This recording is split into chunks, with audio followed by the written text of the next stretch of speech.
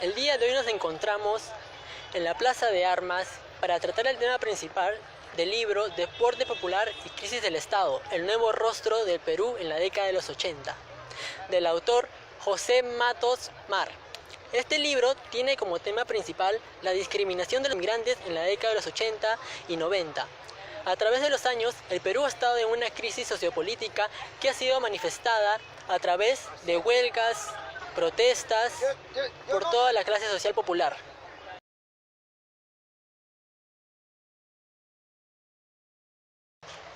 Discriminación, bueno, es una palabra muy amplia, ¿no? Porque hay discriminación racial, discriminación económica, varios tipos de discriminación, ¿no? Creo que es por parte de que una persona excluye a otra, ya sea por color de piel, estado social. Discriminación la entiendo por que todo el mundo es humillado hacia una persona que sea de distinta forma, de tez clara o tez blanca o tez negra, mestizo. Bueno, cuando eres despectivo y no tienes aceptación por el otro. Bueno, para mí la discriminación es un problema en el país porque es malo discriminar a la gente, es una mala educación.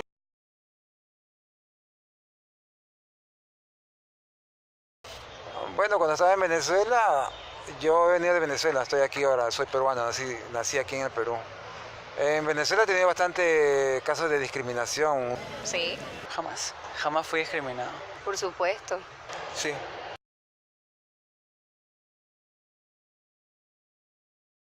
Que no era venezolano, era peruano, entonces el gobierno en ese entonces, como le acabo de contar aquí a la señora, pues discriminaba, te agarraba, te quitaban el dinero, te pedían el documento, como no tenías documento todavía, entonces te humillaban, la misma gente también te miraba así pues, sobre el hombro. O sea, era una discriminación racial, se puede decir. En el colegio por mi color de piel. Más que todo por xenofobia. Sí, como inmigrante venezolana me ha pasado. En secundaria en mi colegio, por ser de piel oscura, así se alejaban de mí. No. No, para nada. No. ¿Por qué eres así? Sí discriminé alguna vez, pero pucha, tenía 15 años.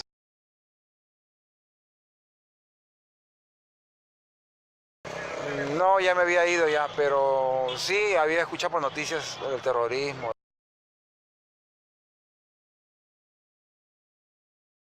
Sí, mi familia se quedó aquí, mis papás, mis mamás, ellos sí vivieron esa época de los 80 por aquí. Si hay crisis económica en un país, eso dificulta que tú llegues a lograr tus objetivos, ¿no? O conseguir tus objetivos. Ahora los congresistas igualitos roban, se ponen el sueldo que ellos quieren y no tocan el sueldo mínimo que el peruano sufre por un sueldo mínimo.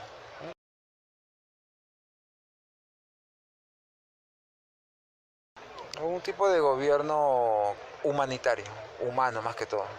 No sé con qué nombre se puede poner porque hay muchos que dicen socialista, y comunista, todos los títulos, pero eso no importa, lo que importa es un gobierno humano, que vea las necesidades del pueblo, de la gente pobre, que vayan al campo, que vayan a las provincias, la gente de la tercera edad, que todos vamos a llegar a la tercera edad, esa gente necesita, entonces un gobierno humanitario tiene que ser.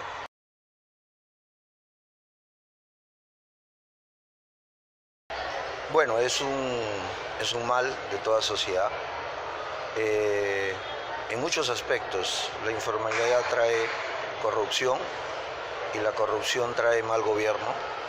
Entonces es lo que tenemos que, en todos los aspectos, tanto económico, social y todo lo que es ver y trabajar para lo que es tener un sistema, como en otros países lo tienen, donde la informalidad se convierta en formalidad.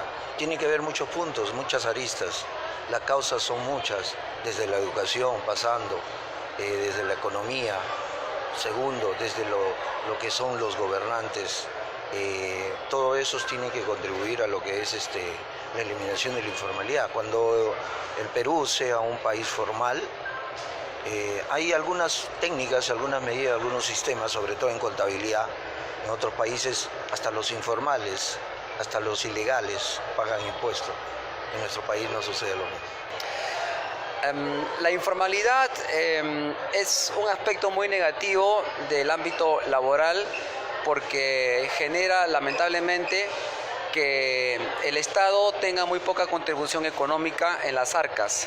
Esto no solamente es un tema económico, sino también que motiva y genera que la población trabaje de una manera poco eficiente. Es decir, que en la informalidad entran, por ejemplo, personas no calificadas, genera también mucha contaminación y todo esto no está ordenado. Por otro lado, la informalidad también, si lo vemos desde el punto de vista humano, siempre va a motivar que las personas tengan muy poca motivación para superarse y, por supuesto, para no ser también personas profesionales.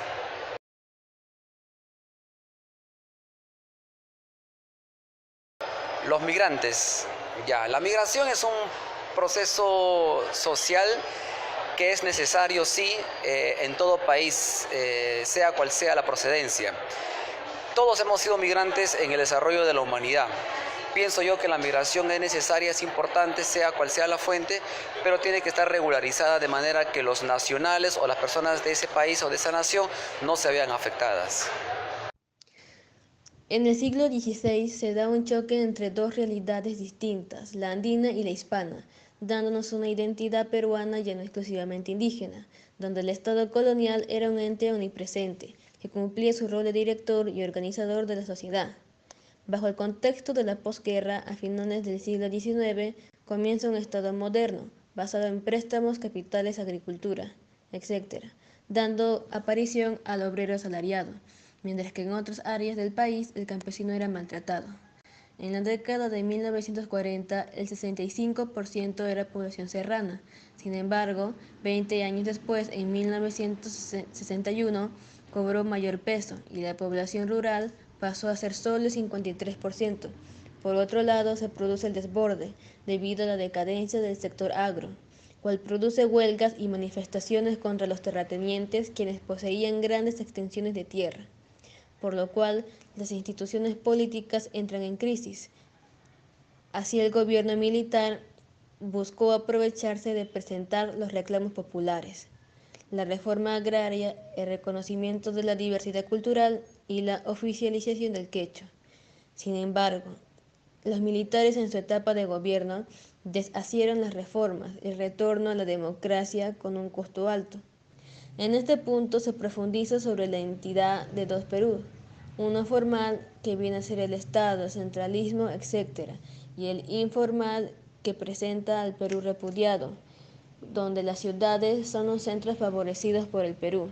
Esto nos indica que nuestro país es un espacio dominado por la existencia de representantes en el país, mientras que la fuerza del sector contestatario se encuentra balanceada frente a algunas instituciones oficiales que conservan el poder económico. Sin embargo, la informalización es una maravilla que actuó frente a la ineficacia del Estado, por lo que el Perú oficial no podrá exigir de nuevo sus demandas. Tendrá que entrar en diálogo con la multitud en desborde para favorecer así al peruano de las provincias, a quien hoy en día lo llamamos emergente. El libro de José Matos nos ayuda a entender el proceso que cambió al Perú en los años 50, provocado por las masivas migraciones durante ese tiempo.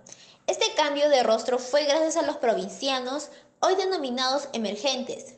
Su cambio no solo fue político y económico, también fue social.